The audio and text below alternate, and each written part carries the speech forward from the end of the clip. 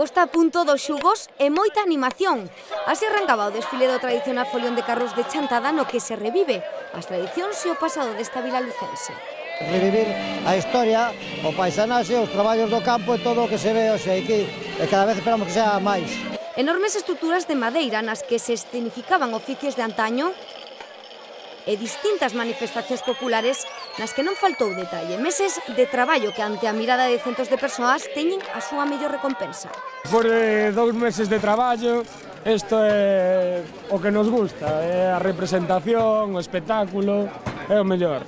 Un espectáculo que culmina diante do palco onde o xurado puntúa os carros que van pasando un a un, tirados como manda a tradición por vacas e bois. Agás algún que tivo que facer a entrada en tractor tras problemas técnicos. Malia isto, foi unha situación difícil para o xurado debido ao alto nivel. O número de participantes é superior cada ano, a calidade dos carros vai en aumento, polo tanto, pensamos que o Folión de Carros ten un futuro garantizado. O carro vencedor foi finalmente para o cura das abellas, no que se apreciaba todo o proceso de elaboración da mel en homenaxe ao apicultor e sacerdote chantadino Benigno Ledo. Non foi un ano de moi bons carros, poderon ganar calquera dos nosos compañeiros e moi emocionados, porque foi moi difícil o traballo que fixemos esta equipe.